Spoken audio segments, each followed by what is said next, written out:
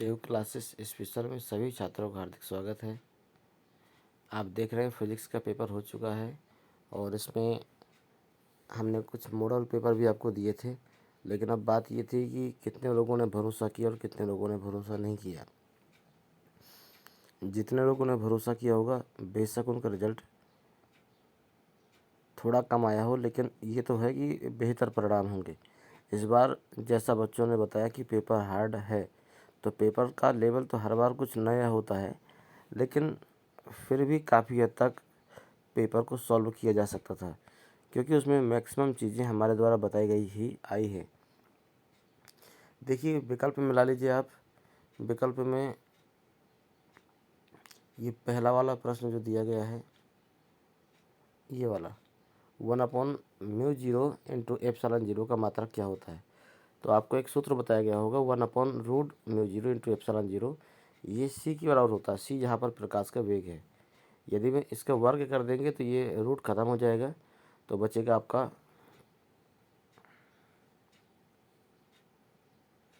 1/μ0 into ε0। ये आपका सी square के बराबर हो जाएगा। सी स्क्वायर के बराबर जब हो जाएगा तो इसका मात्रक हो जाएगा मीटर स्क्वायर प्रति सेकंड स्क्वायर। इसलिए विकल्प नंबर इसका कौन सा हो जाता है, पहला। कई बच्चों ने बताया कि हमने दूसरा या तीसरा या कुछ लगाया है, तो ये गलत होगा, क्योंकि फिजिक्स में एसआई मात्रक ही यूज होते हैं। तो एसआई में सेंटीमीटर तो हो ही नहीं सकता है, इसलिए नीचे के तीसरा और चौथा दोनों कट जाते हैं।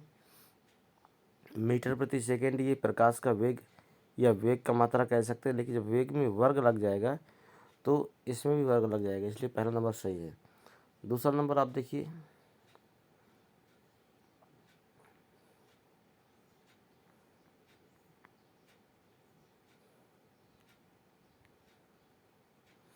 इसमें कहता है समीकरण ई बराबर पी सी, जहाँ पर पी सी क्या है, जहाँ पर पी सी है आपका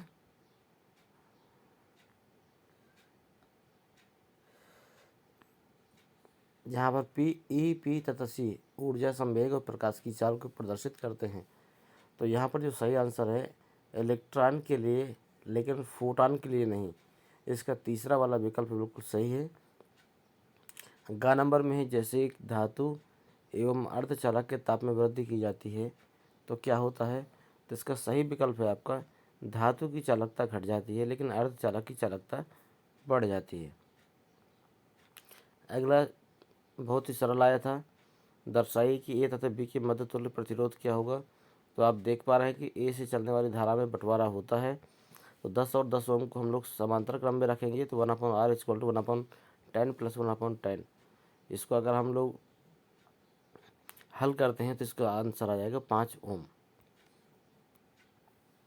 एक ट्रांजिस्टर में क्या होता है, एक ट्रांजिस्टर में आधार में अशुद्धि का न्यूनतम सांद्रण होता है। विकल्प नंबर 3 इसका बिल्कुल सही है। अगला है आमीटर का नेट प्रतिरोध कम होना चाहिए, जिससे, तो देखो इसमें पहला और दूसरा तो बिल्कुल गलत है, इसका ये आंसर सही नहीं हो सकता है। तीसरे चौथे में तीसरे और चौथे में थोड़ा कन्फ्यूजन है, जिसमें से ये अधिक धारा नाप सकता है, ये थोड़ा सा विकल्प उचित नहीं लग रहा है। यह मापी जाने वाली धारा में प्रेक्षणीय परिवर्तन नहीं करता है। तो इसका उत्तर हमें चौथा नंबर बेहतर लग रहा है, लेकिन क्योंकि आपका जो आई का मान होता है वह आर के व्युत क्रमानुपाती होता है। आपका होता है I equal to E upon capital R plus small are.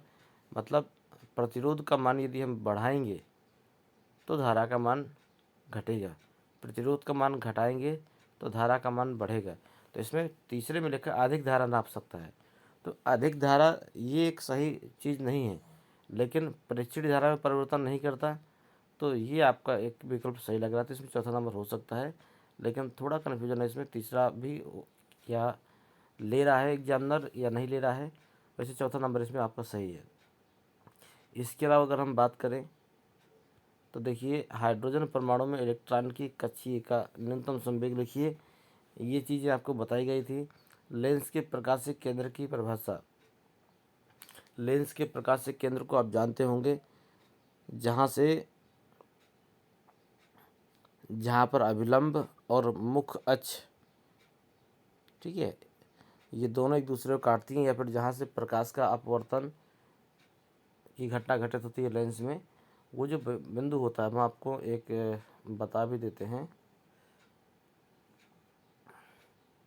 इस तरह का यदि हम चित्र बनाएं, ये अगर हमारी मुख्य अक्ष है, तो यदि इस तरह का चित्र हम बनाएंगे तो ये जो पॉइंट होगा, ठीक है, यह आपका क्या बन जाता है, यही आपका प्रकाशिक केंद्र बन जाएगा। ठीक है, तो ये जिन्होंने किया है तो ठीक है, नहीं किया है तो कोई बात नहीं है, वैसे कठिन नहीं था। इसके बाद में 6C12 की अपेक्षा 6C14 में कितने प्रोटॉन या न्यूट्रॉन की अधिकता होगी। तो आपको पता है जो नीचे दी हुई संख्या होती है वह प्रोटॉनों की संख्या को निर्धारित करती है। तो दोनों में 6 लिखा हुआ है, तो इसका मतलब दोनों में प्रोटॉन तो बराबर है, लेकिन एक में 12 है, एक में 14 है। तो आपको पता है कि ऊपर दी हुई संख्या द्रव्यमान संख्या को प्रदर्शित करती है। तो 12 और 14 में 2 अतिरिक्त है, तो 14 में 2 न्यूट्रॉन आपके अलग अधिक हो सकते हैं। एक एएमयू में कितनी ऊर्जा निकलती है, ये चीज़ें बताई जा चुकी हैं। वैद्युत फ्लक्स ज्ञात करना था आपको, वैद्युत क्षेत्र ई दिया गया है और ए दिया गया है, तो आपको पता है ई इंटू ए कर सकते हैं। तो यहाँ पर तो सीधे सीधे अगर आप गुणा करेंगे तो 10 3 30, मतलब 10 आई के गुणा अगर आप 3 आई में करेंगे तो आपको पता है आई स्क्वायर का गुणा जो मान होता है वो 1 हो जाता है, और 10 का गुणा जब 3 में करेंगे 10 3 30, मतलब 30 मात्रा का इसका उत्तर हो जाएगा। नॉर गेट वगैरह देखिए मैंने आपको उस वीडियो में बताया था, जो आपने वीडियो दिया है उसको आप डिस्क्रिप्शन में देख सकते हैं। अभी भी अगर आपने उस वीडियो को देखा है, उसके प्रश्नों को देखा है, तो हमारे इस पेपर नहीं, किसी भी पेपर में व्यक्ति फेल होने वाला नहीं है। इतनी महत्वपूर्ण चीज़ें थी। इसके बाद देखिए का नंबर, थोड़ा सा प्रश्नों को बदल दिया गया है, लेकिन प्रश्न इतने कठिन नहीं है। अगला है मुक्त इलेक्ट्रॉनों में अपवाह वेग की परिभाषा बताइए। अपवाह वेग या अनुगमन वेग, उसमें संबंध भी पूछा गया है। विद्युत द्विध्रुव की अच्छी स्थिति पर वैद्युत विभव का सूत्र, ये आपका दूसरे अध्याय का है। ये सिद्ध करवाए गए हैं, सभी बच्चों को सिद्ध करवाए गए हैं। जो लोगों ने ऑफलाइन क्लासें ली हैं उनको एक एक चीज़ें बताई गई हैं, यहाँ तक कि पेपर के एक दिन पहले तक रिवीजन भी करवाया गया है। इसके अतिरिक्त ऑनलाइन में भी मैंने जो मॉडल पेपर दिया है उसमें भी इसके बारे में बताया गया कि ये प्रश्न आपका आ सकता है। देखिए आ गया, द्रव्य तरंगे भी बताया गया था, दे ब्रोगली तरंगे भी बताया गया था, क्रांतिक कोण प्रकाशिक तंतु की कार्यविधि ये आपकी बताई गई थी। सवालों में देखिए कोई फिक्स नहीं होता कि ये सवाल आपका आ सकता है, लेकिन सवाल सारे करवाए गए आए हैं, इसमें कोई दो राय नहीं। तो कुछ बहुत सवाल हैं जो आपके करवाए गए नहीं हैं। देखिए धातु के कार्यफलन वाला सवाल सरल है। बायो सेवर्ट का नियम बहुत ही इम्पोर्टेंट था, ये पहले भी बताया गया था और ये देखिए आ भी गया है आपका। विचलन कोण का मान ज्ञात करना है, अल्पतम विचलन का मान ज्ञात करना है, एन का मान दिया गया है। ठीक है, इसके बाद है आपका एक समान चुंबकीय क्षेत्र बी के अंतर्गत एल लंबाई की धात्विक छड़ को अपने तल से ओमेगा कोणीय वेग से घुमाया जाता है। तो इसमें प्रेरित विद्युत वाहक बल के लिए व्यंजक, ये एक नया प्रश्न है आपका।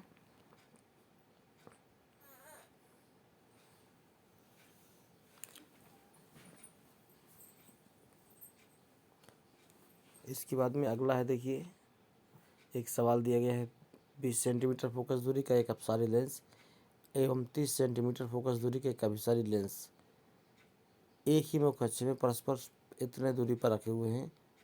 मुख्य अक्ष में इस वस्तु को कितनी दूर पर रखा जाए कि उसका प्रतिबिंब अनंत पर बने। यह प्रश्न थोड़ा सा नया सा आया है सवाल, इस तरीके का कोई सवाल शायद नहीं बताया गया है, लेकिन चलिए कुछ कुछ प्रश्न तो होते ही हैं इस तरह के जो थोड़ा सा डिफरेंट होंगे। अगला है स्पष्ट दृष्टि की न्यूनतम दूरी अंतिम प्रतिबिंब का बनना संयुक्त सूक्ष्मदर्शी के लिए उपयुक्त किरण आरेख, बिल्कुल बताया गया है। ये आप चेक कर सकते हैं, उस मॉडल पेपर में भी दिया गया है हमने, जो आपको ऑनलाइन दिया गया है। व्हीट स्टोन सेतु महत्वपूर्ण था, ये बताया गया है आपको। ऊर्जा बैंड के आधार पर चालक, कुचालक और अर्धचालक में वर्गीकरण की व्याख्या, ये स्पष्ट हमने किया था कि ये पेपर में आने की पूरी संभावना है। और देखिए रखा हुआ मिल गया आपको। इसके बाद में एक न्यूट्रॉन नाभिक अल्फा कण की बंधन ऊर्जा न्यूक्लियन में प्रति दी गई है आपकी 1.25 मिलियन इलेक्ट्रॉन वोल्ट तथा 7.4 मिलियन इलेक्ट्रॉन वोल्ट। यह प्रश्न हल करवाया गया प्रश्न है। इस प्रश्न को न्यूमेरिकल सीट में चेक कर सकते हैं, जो भी न्यूमेरिकल करवाए गए थे उसमें ये सवाल है आपका, और ये आपने हल भी किया है। और आगे बढ़ते हैं। गाउस का नियम तो इस तरह रटा हुआ था कि मानो ये छोटी सी परिभाषा हो। मुझे उम्मीद है कि बच्चे करके आए होंगे।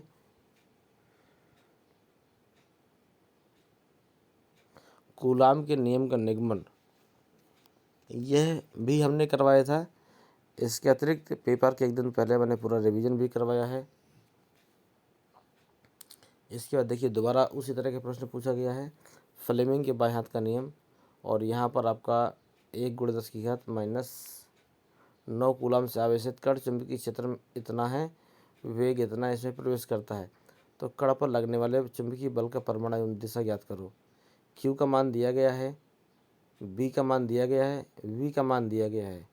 ठीक है, बल ज्ञात करना है। F बराबर QVB, QVB का मान है QVB sin थीटा।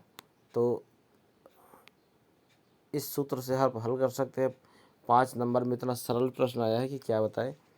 Q का मान आपके पास है, V का मान आपके पास है, B का मान आपके पास है। आप इससे हल कर सकते हैं और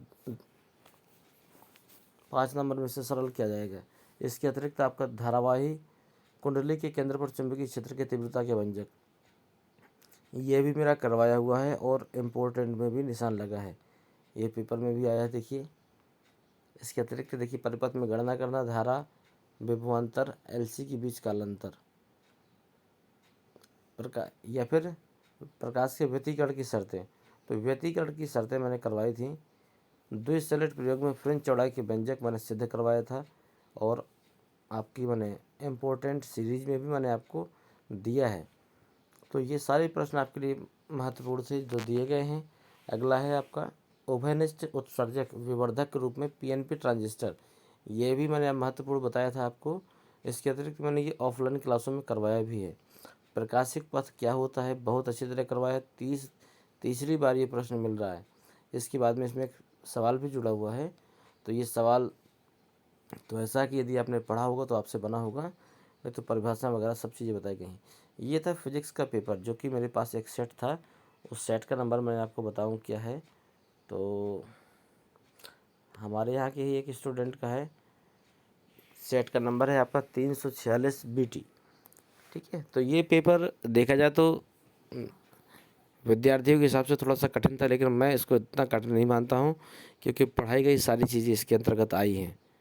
अब आपने कितना अध्ययन किया है, किस तरीके से किया है, ये आपके ऊपर डिपेंड करता है। तो पेपर बहुत सरल था, मैंने सारी चीज़ बताई आपको। उम्मीद करते हैं आगे आने वाला जो रसायन विज्ञान का पेपर है उसमें भी बहुत सारी महत्वपूर्ण चीज़ें हम आपको देने जा रहे हैं, और उन चीज़ों को यदि आप देखेंगे तो परीक्षाओं में आप निराश नहीं होंगे, इतना हमारी गारंटी है। धन्यवाद।